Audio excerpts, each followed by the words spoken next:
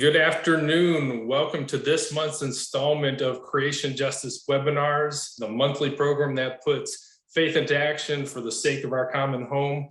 I am Brooks Barron, the Environmental Justice Minister for the United Church of Christ. As always, I am joined by that melodious trumpet for justice in Birmingham, Alabama, the Reverend Michael Malcolm, who directs Interfaith Power and Light out of Alabama, and the People's Justice Council. Michael, a lot has been going on in the climate policy world with Build Back Better legislation moving toward a critical stage in Congress and the UN Climate Conference taking place right now. On the policy front, I don't remember it ever being this intense. So I feel like today is a good time to pause for some critical reflection. Normally our 1 hour together for these webinars transitions into a post-webinar action session led by the Reverend Roberta Rominger. We're going to change things up a bit today. We're going to invite people to stick around after our 1 hour webinar so that we can put the reflection into our action reflection praxis model, where you want to hear your thoughts as we discern what is needed right now in this moment. What is this moment teaching us? What's needed? What should we be prioritizing as we move forward? What are the potentials and possibilities? And what does this conversation about the UN Climate Conference stir within you? So that's where we'll be headed afterwards when we invite people to stick around. But right now, we have a stellar lineup of three panelists. Michael, what are your thoughts as we get started? Yeah, Brooks, I'm grateful for the opportunity to be with you all, and especially to be on the panel with three of my colleagues who I admire and sit at their feet quite often around these issues of loss and damage, as well as the issues of international climate justice, and in particular looking at that through a faith and a moral and an equity lens. And so what we'll hear today is a call for us as communities of faith and faith leaders to be involved in the everyday life and the everyday call for loss and damage, because the everyday life and the everyday call for justice is happening in communities that we care about and that we serve.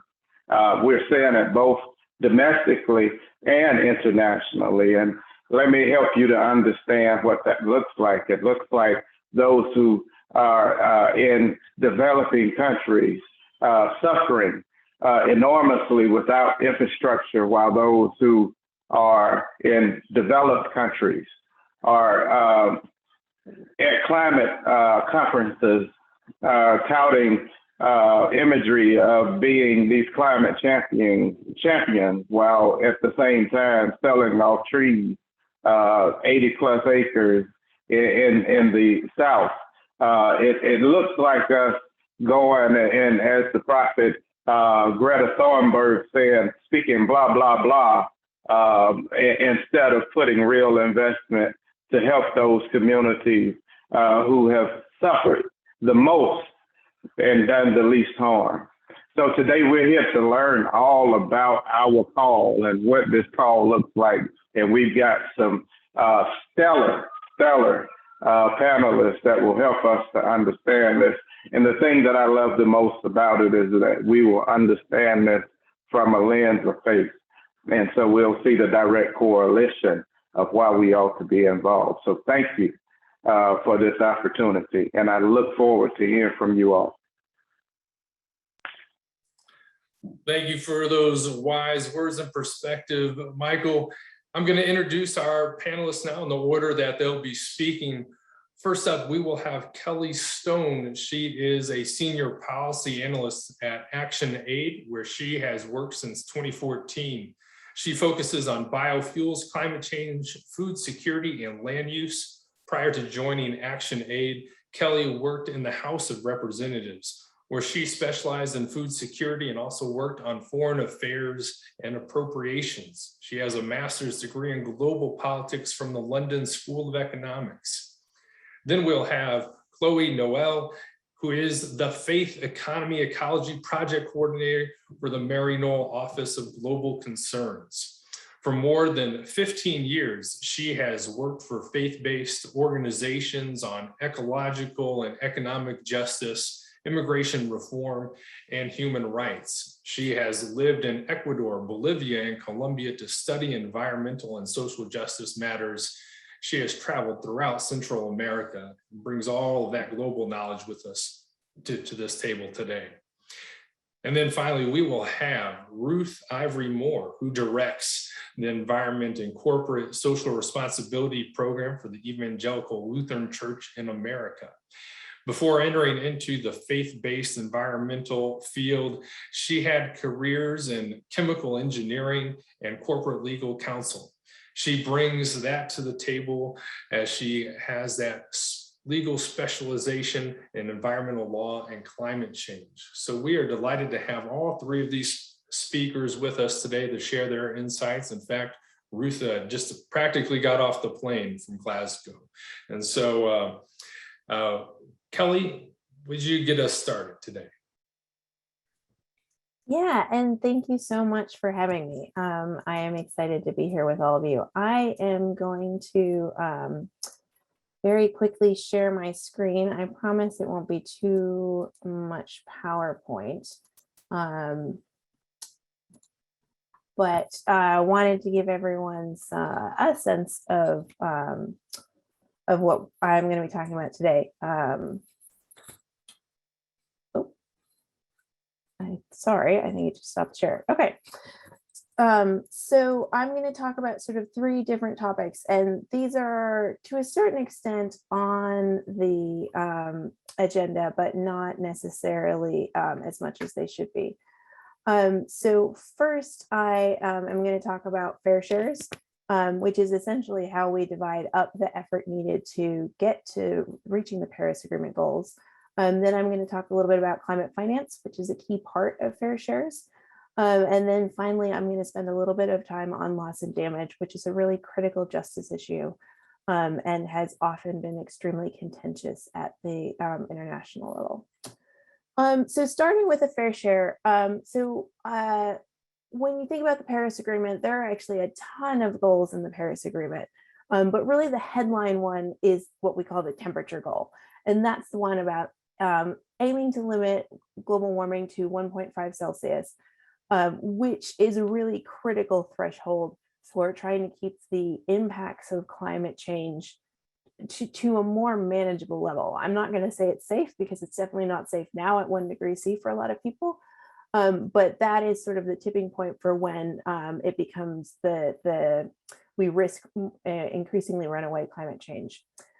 So what one of my organization has been working on is then, so we have this global temperature target. Organizations like the IPCC are modeling then, pathways about how we as a world get there. But what that doesn't tell us actually is how to divide this up. So how do we divide this up amongst all the countries of the world in order to how do we divide that share of effort in a way that is fair and just and leads to us getting to where to meeting those goals. So how do we find that fair share? And so we have been working with a group of organizations at that international level to ask this question. And really, what we have started with is that it sort of actually goes back to the basic principle of how much of this mess did you make, and how much is your capacity to clean it up? And based on sort of weighting those two questions, so how responsible are you for the historical emissions that we've had up to this point as a country? And how much capacity, essentially how wealthy as a country are you to clean it up? And if you look at the balance of those two, then you can start to divide up sort of the total amount of effort amongst countries. So for the US, we worked with US Climate Action Network to go through this exercise to try to define this specifically for the US. The US is, of course, the largest historical emitter and an extremely wealthy country. And so we knew our fair share was going to be significant, but we wanted to try to quantify it. So we sort of agreed to go through this exercise and go through the naming sort of how much we wanted to weight those historical emissions, which is and how far back you wanted to count, and then also sort of how much you wanted to weight capacity to clean up. And so what we settled on was the US fair share is 195% below 2005 levels, which is a lot of words. So let me try to break that down a little bit. So the fair share position says that because of our role as the largest historical emitter, and because of our capacity as a rich country, that we have a huge fair share, and that our fair share of effort should be cutting our emissions from what they were in 2005 by 195%. Now, you're going to correctly say that that's a very big number, which it is, but also 195%, that means we're talking about past zero. And I want to be really specific about this part because this gets to the next question around climate finance. Because for our understanding of what a fair share of effort would be for the US on trying to meet the temperature goals, it's actually more than what could be done domestically. So we can do all of the emission reductions domestically, and we do need to as fast as possible, and we need to do that too. But that actually wouldn't be sufficient for meeting our fair share. We need to do more than that. And that's where climate finance comes in. Because when you repeat this exercise for other countries who have less historical responsibility and less capacity, their mitigation potential is actually higher than what their fair share of effort is. And so climate finance is about bridging that gap. So it's saying, okay, so the US is doing everything it can do domestically, but it needs to do this extra more. Another country, just to pick one up, say Nigeria, this is their fair share, but they need to, but they have the potential to do more. And so US climate finance is going to help bridge that gap. And so I will say that, you're not going to find fair share on the agenda for COP26. But you are starting to hear it more in the rhetoric because there is an growing understanding, I think, of why this position is important. One of the main stumbling blocks, of course, throughout the, at this point, 26 rounds of negotiations has been about, who is going to actually step up, who is the laggard, and there's been a lot of blame going around. And for us, we think the fair share approach is really the key to unlocking the ambition that we have been lacking for this first 26 COPs. Because we, first, it's that sort of principle of fairness. No country is going to do their part if they don't think that everyone else is as well. So by taking an approach like this, everyone can be assured that, yes, China is, we're calling on China to do its fair share. We're calling on the US to do its fair share. We're calling on, Nigeria and Senegal to do their fair share. But then it's also sort of a pragmatic piece too. We need climate action to really be accelerating right now, and that is not going to happen without climate finance. And then the third piece, and I think that this might appeal to you all, really is sort of the moral question. As the largest historical emitter, we bear a great deal of responsibility for the climate crisis, and we owe it to ourselves, but also to the rest of the world to do our part in addressing this crisis. So we really see that fair share approach as critical to unlocking needed ambition at the international level. I am going to talk a little bit more about climate finance. You already heard my sort of justification on the importance of climate finance for the fair share. But I will say that even for those who do not recognize the fair share approach, climate finance has long been a part of the international negotiations. And this is essentially, climate finance is not development or charity assistance, but it is finance given by rich developed countries to developing and poor countries to help them act on either mitigation priorities, renewable energy projects, or on adaptation and coping with the impacts of climate change. In 2009, rich countries committed to a $100 billion per year climate finance target by 2020. They have not met that commitment. They are late. The latest projections have them maybe hitting that target in 2023. At this point, they are not agreeing to make up for the missed climate finance in the years in between 2020 and when they actually meet it. And I will also say that a lot of the climate finance that they are providing right now is coming in the form of loans, some of which are concessional rates, but some of which are just loans, which of course adds to the debt burden of developing countries and isn't so much climate finance in recognition of the role that rich countries have driven in creating this crisis, which at the moment poor countries are suffering from the most. But it's just a loan. And so we wouldn't consider that really as climate finance. So there is a real question and credibility gap right now that developed countries are actually going to meet their climate finance targets. And if they are not, and if that credibility gap continues, it's going to be very difficult to get the kind of both ambition and action that we are going to need as a whole world to meet the Paris Agreement temperature targets. To give you some more specific information about the US,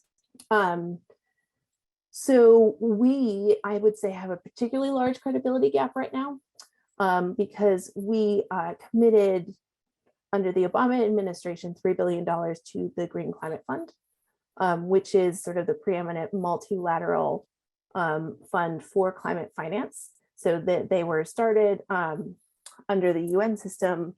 They serve the Paris Agreement. And as part of the setting up, the US had made this $3 billion pledge. And President Obama was only able to get $1 billion out the door before the end of his term. And of course, Trump did not commit any funding. So the US is still $2 billion short of our initial pledge. And right now, it does not look like they will be able to make that up in the first year budget under President Biden. So we will be looking to next year to do that too. Our current, the President Biden's most recent pledge in September was that the US would increase its climate finance to $11.4 billion per year by 2024. This was seen as a welcome step forward, but again, there's this question about whether or not he'll actually be able to deliver, considering that we haven't before.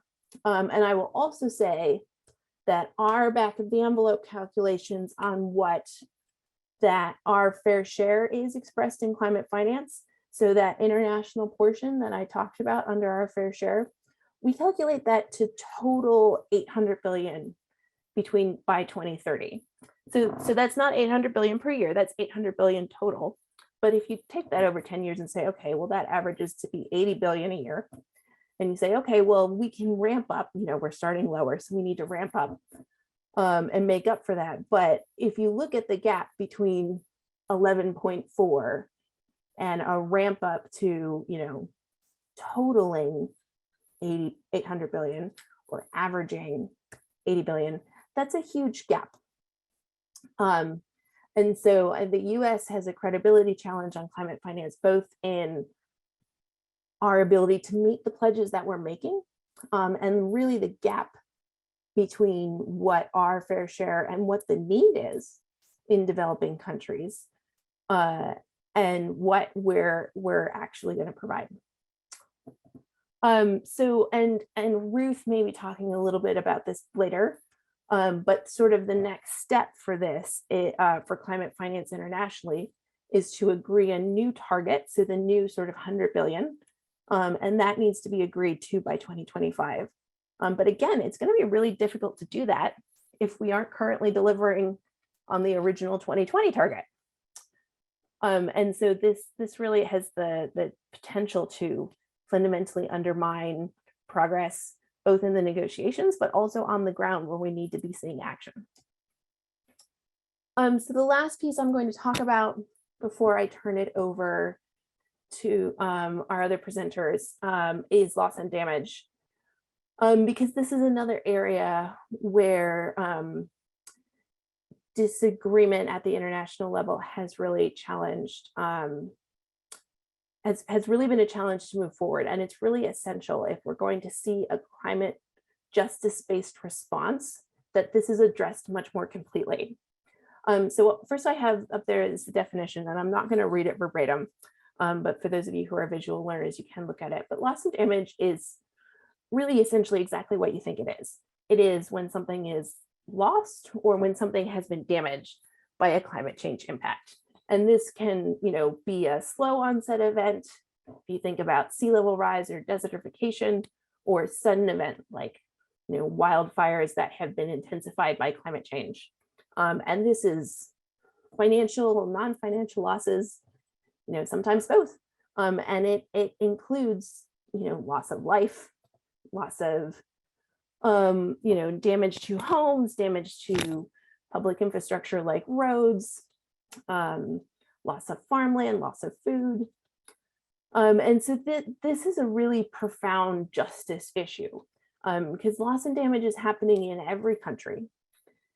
But of course, countries that have done a lot less to create the problem are getting hit with this first, and much worse. But no one is immune at this point from loss and damage. And so there is finally becoming more of a reckoning about the importance of addressing this at the international level. But there is a real fear among developed countries about what fully acknowledging this could mean, because they are afraid of the liability implications of acknowledging their responsibility for the loss of life.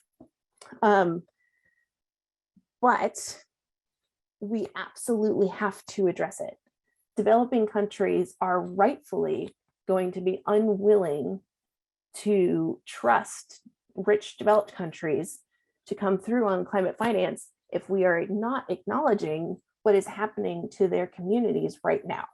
And if we are not setting up systems, financial systems to help cope with that.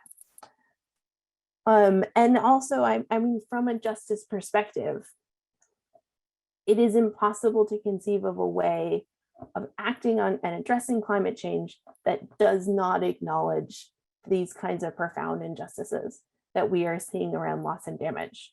Whether it is in Bangladesh or Brooklyn, people should not be drowning in their homes due to sea level rise, but that is what's happening. Where we are seeing the superstorms intensified, and we're seeing flooding in ways that we did not, we had never expected before. And so really it is both a moral and it's a moral imperative to address this, but it's also a pragmatic one in the sense that if we do not address the full range of issues on climate change, we cannot expect to actually meet the Paris Agreement goals. Okay, I am going to leave it there. I'm going to pause my share because I cannot see anyone's screens without it. And I will turn it back over to the facilitators. Great. Thank you so much, Kelly, for that terrific presentation. And we will transition right away to Chloe Noel. Everyone, thank you so much. I'm so grateful for this opportunity. I'm going to talk a little bit about issues of inclusion, both in terms of thinking about the big picture of the climate talks that are happening now in the context of the world that we're living in, and also a bit about some of the programs that are being discussed in the climate talks right now and what that means for inclusion. So just to recognize that the moment we're living in, that here we are in the midst of a global health pandemic. And we know that climate disasters are continuing to put communities more at risk, are happening, and that they're putting people more at risk to COVID in a sense, because they are exposed to smoke from forest fires, which is affecting their respiratory capacity. They are also having to move to crowded shelters during superstorms where COVID can spread. And we see that the inequitable response to climate change is also mirrored in the inequitable distribution of COVID-19 vaccines. And we know that this doesn't have to be the case, right? Yet we see that in December 2020, the 10 richest countries in the world bought up 3/4 of the vaccines. And some countries, such as the United States, bought up to 3 times as many vaccines as the population and what they really needed. And today, when we look at how vaccines have been distributed, it's the high income countries where 66% of the people have been vaccinated. Upper middle income countries are close to that, also with 63%. And yet lower and middle income countries have 22% vaccine rates, and low income countries have just 2% vaccine rates at this point. And the entire continent of Africa has a total of 3% of the population vaccinated. So we know that it's projected that some countries won't have vaccines until at least mid-2022. There's this ambitious goal that President Biden put out there that 70% of the population would be vaccinated by September 2022 with global population. But that's not what we're seeing in the projections right now, in part because of the production that we're seeing. So what does it mean for next year when we have COP27 in Egypt, the Africa COP, if the majority of people on the African continent haven't even seen a vaccine yet? And we know that we have the tools to end this pandemic, and it just comes down to political will. It's kind of the story of loaves and fishes. You know, will the pharmaceutical industry and governments share so that there's enough for everyone everywhere? So far, the vaccine manufacturers do not want to share the patents needed to produce enough vaccines at scale. We know that governments are meeting up in the upcoming weeks at the World Trade Organization to vote on whether or not to approve a waiver to unlock the patents that are needed to produce the vaccine. And the US under the Biden administration has supported that waiver, which is really good news, but there's still not agreement about among all the members to share those patents that are really needed. Governments are also going to have to invest money to produce the vaccine. And we need the companies to provide the technology so that generic manufacturers can produce it. We need the waiver, and we need vaccine donations. All of that will help us to end the global pandemic and have an equitable and just recovery that we need. And vaccine access and fear of contracting COVID were barriers to participation in the COP negotiations. So I tied in there. So who was able to participate? You know, there were some government delegations that didn't want to send people to the COP because they were concerned about bringing the COVID-19 back to their island nations where they've actually had low COVID rates, such as in, I think, Vanuatu is one of those places. So I share that as just some of the context. And I'd like to switch over to the topic of some of the mitigation and adaptation projects that Kelly discussed, and what does that mean for just transition with equity and rights? We know that it needs to be an inclusive process that is centered on communities and the ecosystems that that communities are in relationship with. And we know this includes vulnerable workers in the fossil fuel industry, climate vulnerable communities, communities affected by fossil fuel projects from extraction to refining or use, as well as communities who will be impacted or are already impacted by mitigation and adaptation projects. One of the big points that's being discussed that's very controversial at the COP are carbon markets, and they would allow countries to offset their emissions by supporting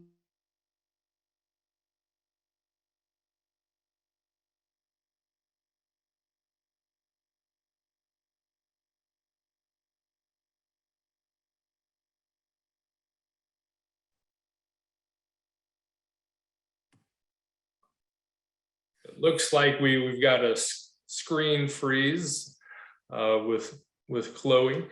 So if Ruth, if you're able to step in while Chloe works out the system opens up for Chloe, that would be great. Ruth, would you like to share with us?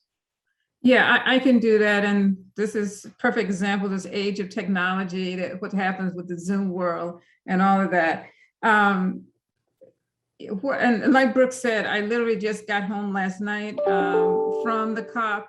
And what I want to just make sure I preface my discussion with you all today is that decisions are still in the works. We're on day 10 of the COP, and texts have been issued in certain areas for negotiation, but there are still areas to be worked on.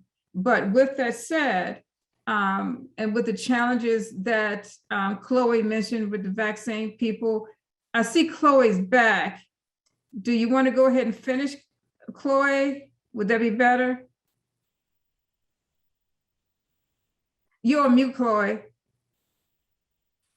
I apologize, everyone. I lost my connection there. Thank you. And so would you like me to finish, or do you want to continue and come back to me, Ruth? If it's okay with Ruth, let you finish. Yeah, go ahead. Okay. Yep. Okay, thank you again. So sorry for the connection getting lost there. So where was I? I was talking about carbon markets. So the issue with the carbon markets is they allow countries to offset their emissions by supporting renewable energy projects in low and middle income countries that would then in turn assist them in transitioning to clean energy. But it's actually difficult to calculate these benefits from the renewable energy projects. They're associated with human rights violations, and it really gets away from the point that rich countries just need to reduce their own emissions. They shouldn't be offsetting them. We need to do our part to do the hard work that Kelly was speaking to with the fair shares. And just to bring it back to the human rights issue, the Kyoto Protocol, which comes before Paris, has a similar program, the Clean Development Mechanism, but it's been really disastrous for human rights and community rights in particular, with no policies to protect human rights and no way for communities to seek justice when human rights violations occur, whether they be labor rights violations, violence against individuals or communities, land evictions. And just to paint a few examples of that, there's the Kenya Olkaria for geothermal plant that's in the area where the Maasai communities live, and they're nomadic people, and they were displaced from their land for these geothermal plants, which is the source of renewable energy. This was a CDM, Clean Development Mechanism project. Another example is the Barrow Blanco Dam in Panama, and this has been a very conflictual dam as well, and a number of Gabe indigenous communities were displaced from their land, violently attacked, people have been murdered, and to the point where finally Panama had it delisted as a CDM project. And yet it continues today, the Barrow Blanco Dam. And just on October 29th, I heard from one of my partners in Panama, an indigenous leader there, who told me about a community that was just displaced on October 29th, and one little girl was killed, other people were shot. They are they're out of their community. They have great needs of food and clothing and shelter right now. So we are still seeing the impacts of these kind of projects. And that's why it's going to be very important to ensure that human rights are embedded in any kinds of discussions about mitigation and adaptation projects, so that we don't repeat these mistakes from the past. I'd like to just close with a few quotes coming from religious leaders who gathered at the Vatican before COP26, and they released an appeal to the world, to the negotiators that were there. And they said, we ask to ensure an effective and inclusive, just transition to low greenhouse gas emissions and climate resilient development. At the same time, we call on them to consider both short-term and long-term social and economic consequences, and to adopt a balanced approach that combines care for future generations with guarantee that no one is deprived of his or her daily bread in our own time. They say we need a framework of hope and courage. We also need to change the narrative of development and to adopt a new kind of economics, one that places human dignity at its center, and that is inclusive, one that is ecologically friendly, caring for the environment and not exploiting it, and one based not on endless growth and proliferating desires, but on supporting life, one that promotes the virtue of sufficiency and condemns the wickedness of excess, one that is not only technologically driven, but is moral and ethical. So I'll leave it there. Thank you very much. Okay, and I'll just go ahead and pick up now. Again, thank you again for being to Reverend Brent, and also to Reverend Michael for inviting me to be here today. And literally, as Brooke said, I literally just got off the plane last night. We're in the middle, not in the middle, we're in the tail end of this COP. We're on day 10, but texts are being negotiated, texts are being sent around. What's going to happen with this COP? This is literally, I think, the most important COP since 2015, when the Paris Agreement came into force, or was agreed upon by the parties to the COP in 2015. Bottom line is, we need to close gaps. And that's a simple statement, but it's a very complicated process. We need a COP that comes away with strong, legal, binding texts on all areas that will address climate change in order for us to have a just transition. We need to make sure we have strong texts on adaptation, on finance, on ambition. There's a document that will be released that refers to the cover decision related to the COP. And what that is summarizes the country's ambitions or commitments to these priorities that is important for the world overall. Being in day 10, we're finding that there's still a lot to be done, which means post this COP, there will remain a lot of work to be done. Overall, what we're seeing that the text in this cover decision is not strong enough. It doesn't have the balance that's needed to deliver on a litmus test such as loss and damage that Chloe and also Kelly talked about. It lacks a financial balance in that we still don't have a mechanism for financing for loss or damage. On mitigation issues, it's missing equity and timelines. We have to make sure that we are mitigating and that we're raising ambition, but there's a lack of concrete and active calls for countries to raise their NDCs to enough to meet the 1.5 limit on temperature rise. We need to see regular and annual meetings on calls for raising these ambitions. We also are happy to see that there is now some places for nature-based solutions.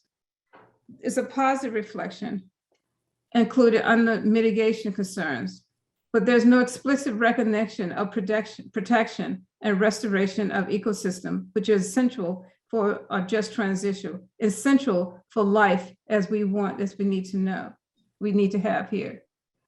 We also know that there's a lack of language on acceleration to global renewable energy transition and phasing out of fossil fuel production.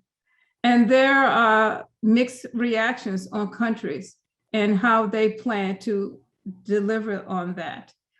We just had a call earlier today where the question was pointed directly at the US, and we still do not get a good, clear answer on that. Finance. Finance is still a major point of contention.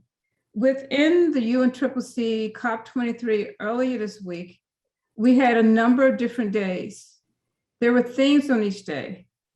The first 2 days were more the World Leaders Summit, and they gave their talks or discussions of what they plan to do. The second day was on finance, mobilizing public and private finance that flows at a scale for mitigation and adaptation. And as Kelly mentioned before, we were supposed to, as a world, to have met be able to produce financing up to 100 billion per year. That goal has not been met. The projection now that we will meet that goal by the year 2023, which means we're late. This COP also saw a time from a lot of commitments and announcements, which makes for really good sound bites. To give an example, on November 3rd, which was Finance Day, a group of 450 banks and insurers under the name of the Glasgow Financial Alliance for Net Zero, GFANZ, committed $130 trillion to tackle climate finance. Great, we're there, right? Not really. That's a great soundbite. But as the CEO of BlackRock stated, those funds are committed, but how do we make sure that we have the plumbing in place, the infrastructure in place to get the funds to where they're needed? So again, we have a significant gap. Then we had energy transition. We had a number of different sound bites made on energy. We had the youth and public empowerment, elevating voices.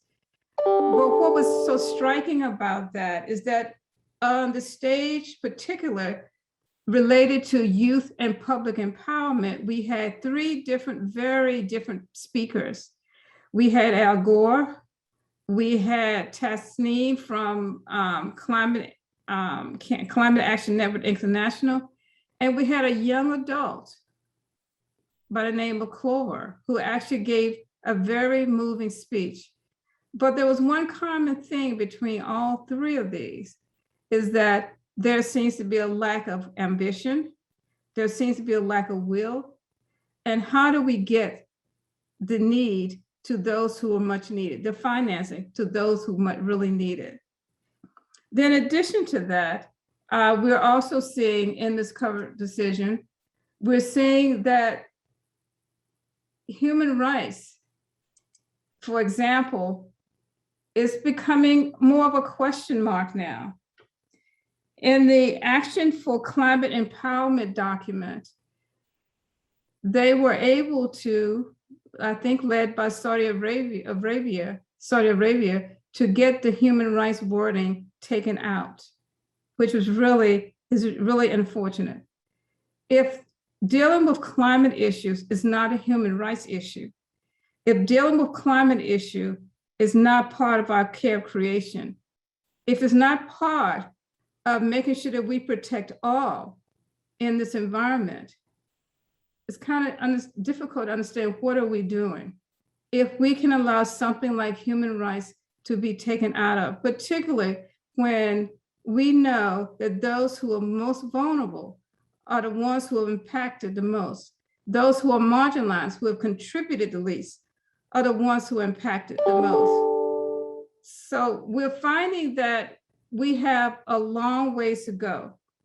And I was just on a call with the State Department, and a young lady by the name of Joy Braun from the Indigenous Environmental Network spoke. And I'm going to just close with what she stated. And what she stated, and it's very hard, you can see a visual. She had oxygen tubes going into her nose. She is a visual of what is happening to people. Why we need loss and damage protection. We need finance. We need to make sure we address this climate crisis in a manner that those who are most impacted are taken care of.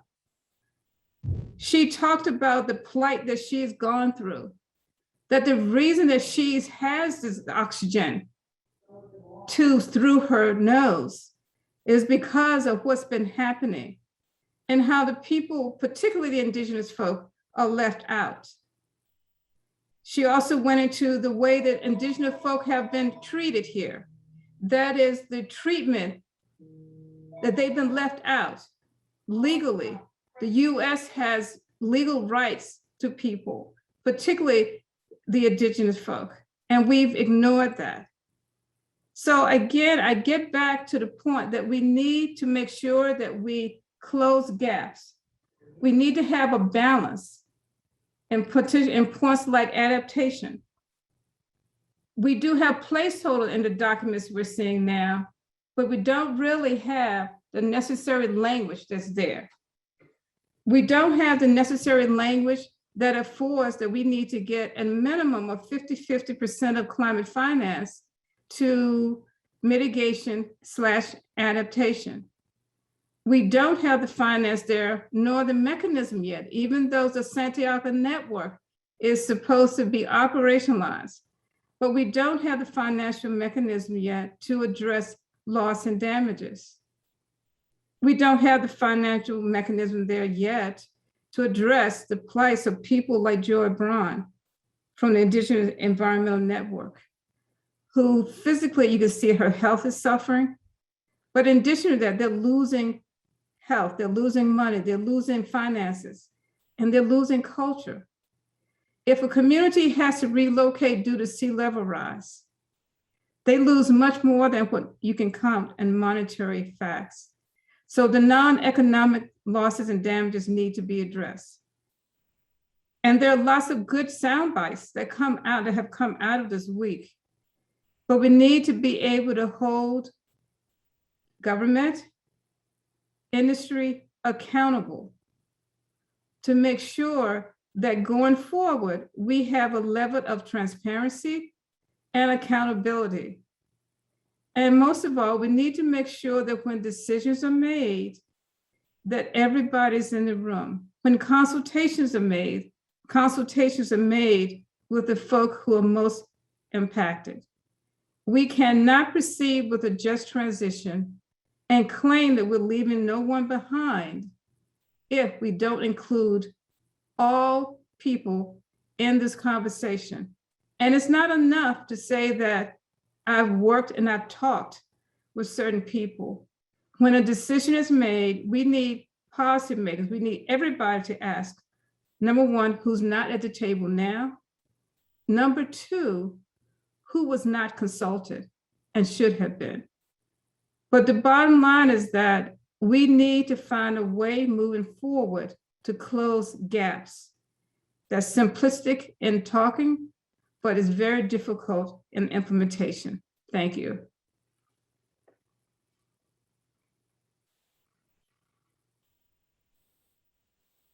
Ms. Ruth, you always make me feel just delighted whenever I hear you.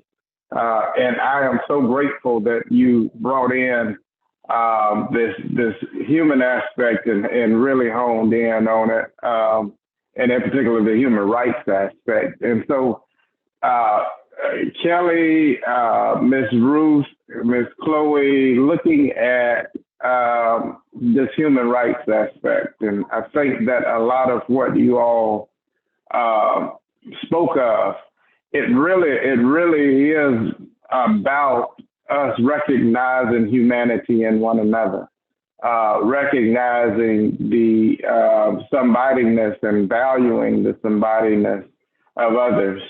As communities of faith, how do you all best see us advocating for this recognition in this space?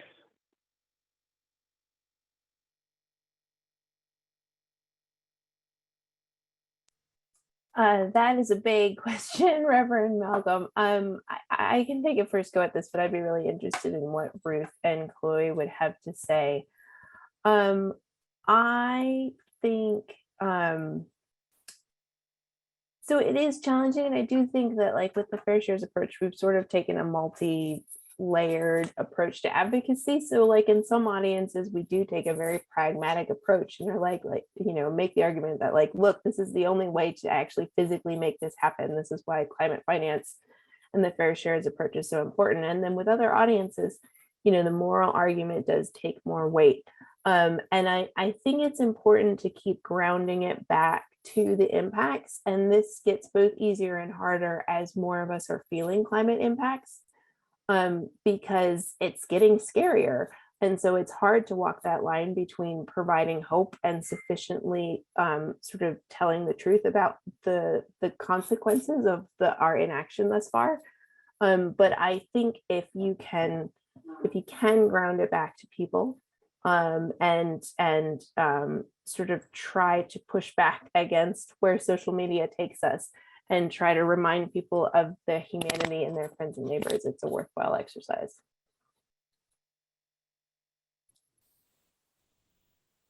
I can take a second shot at that. I agree with everything Kelly said. And what I think we in this space, particularly those of us in a faith-based community, is that we need to make sure that even in our work, that we're being inclusive and that we're going beyond statements and that we're moving from activism to action. I was watching something between President Johnson and Martin Luther King, and they were talking about the Voting Rights Act and the Civil Rights Act. And Johnson was pushing back on King. And finally, he gave up through King's relentless effort and said, create the environment. With no pun intended, the environment has been created now. We're at a stage now that we are less than 9 years away where we have to reduce greenhouse gas emissions by 50% at a minimum. And we're not that far away from 2050, that based on what all IPCC reports, all scientists say, that if we don't get to net zero by that time, my grandchildren, our future generation, will not have a world to live in. Not only does it impact the people, but the animals, the plant life. So I think we owe it as people of faith, as people who care about the environment, is to really step up and put our actions to our words and move to the point that we make sure that we bring into the room, into the space, those people who are most impacted. We need to be the conscience, because if we have the opportunity to be there, we need to make sure that we bring others with us. As we near the end of our program together, I want to just kind of build upon this conversation a little bit and hone it in a little bit more to say, where do you see something that is actionable advocacy right now? You know, the UN climate conference can seem many layers removed from us in our pews. In between us and there is Congress and so forth. And Yeah, so does that mean that we should be thinking about the Green Climate Fund, or what? I mean, what should we be thinking about advocacy that's actionable for us, that we could actually, send somebody a message or go see somebody and say, this is what we need. So it seems less of a distant, far away thing for us to grasp.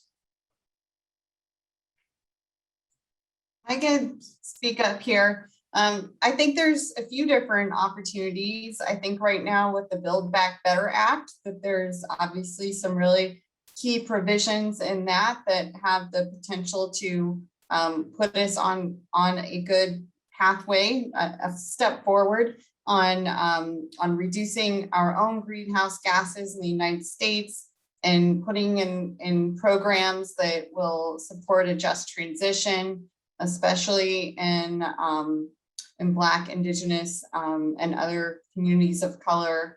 And additionally, there's some international climate finance opportunities too in Congress right now.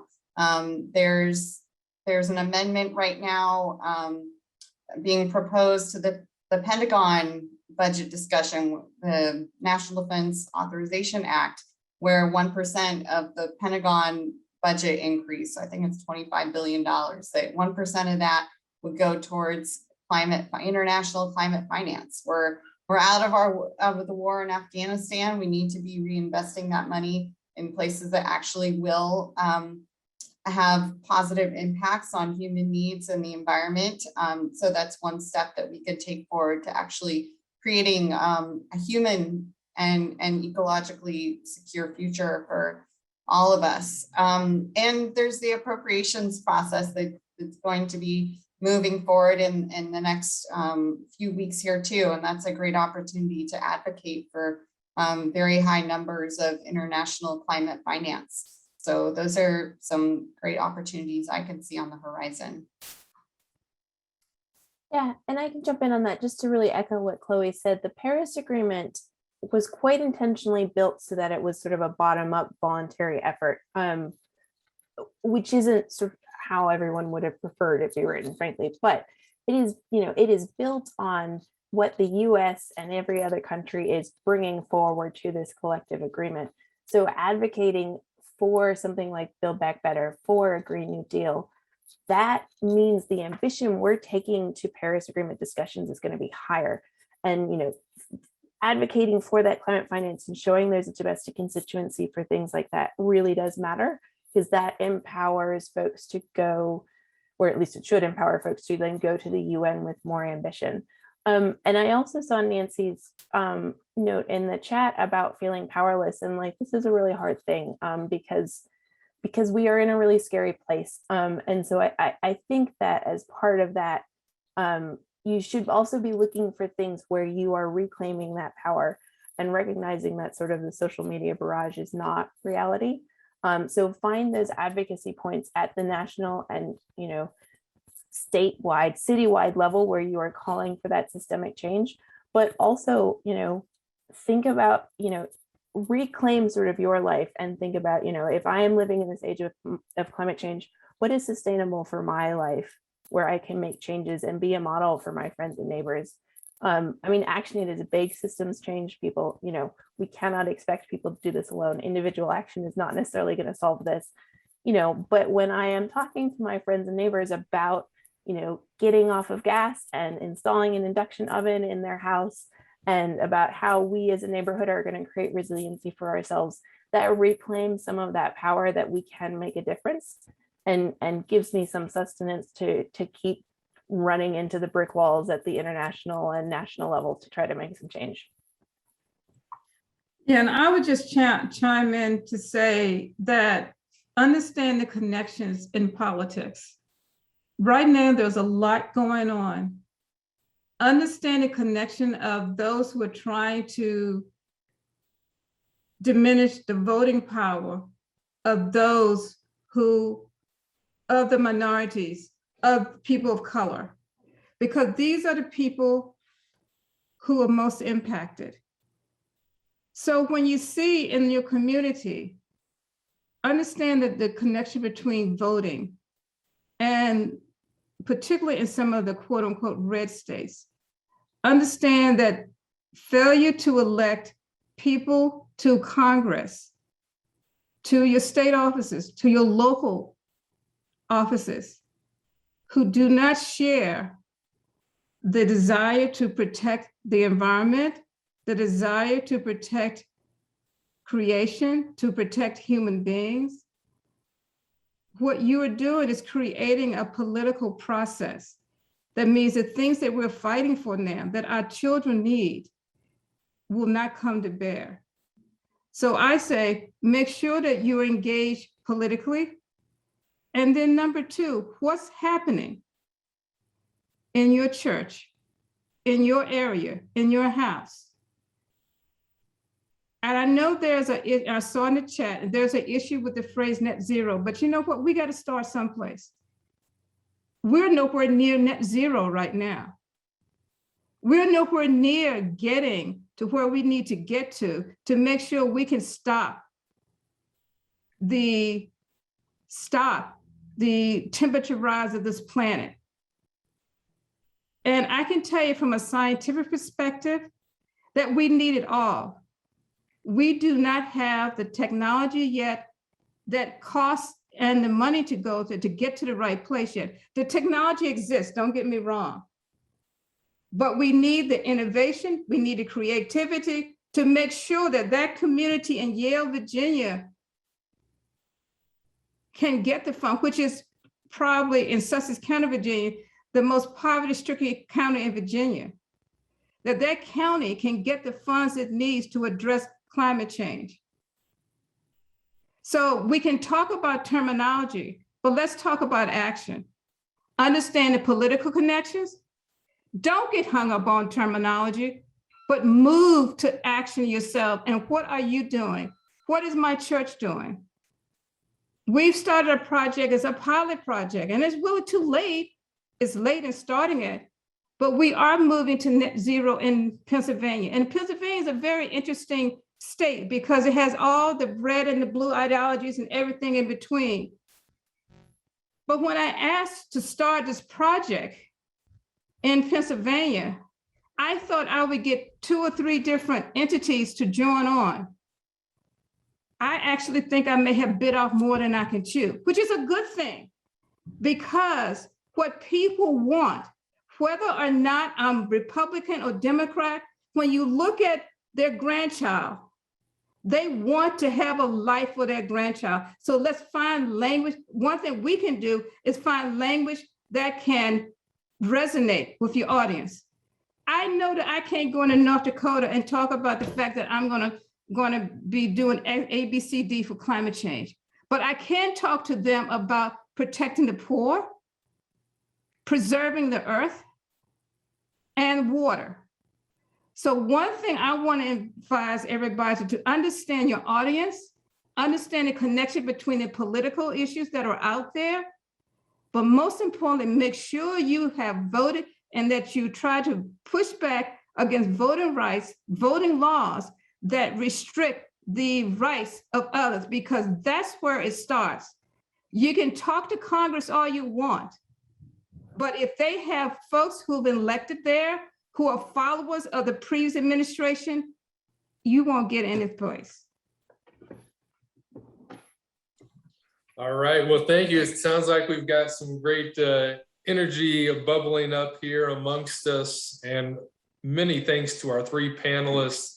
All good things must come to an end. So we are grateful that you've been here to share your wisdom and insights and your calls to action. Much appreciated. Yeah. We invite people to stick around for some extra conversation. We'll move people into the room so we can see everybody and talk to people. But know that our next webinar in December, we're going to be tackling really a key issue behind all this Build Back Better, which is the fossil fuel money in Congress. We've got 2 major hitters lined up for that webinar. Open Secrets, which does the data crunching on all of that, and Public Citizen, which comes out with lots of reports on fossil fuel money. And it's impact on Congress. And so both of them will be with us for our next webinar, second Wednesday of December. And we are grateful just to have all our panelists here today and for all of you in the audience. So please stick around for more conversation. Andrea will move you in from the audience room to the panelist room for those who want to join the conversation, where we kind of take this as a moment to reflect and ask, what is it teaching us? And panelists, you have been good with your time, and so we understand if you need to depart at this point, but thank you so much, Ruth, Chloe, and Kelly. Glad you made it back, Ms. Ruth. Safe and sound, that is. Thank you. Thank you. you.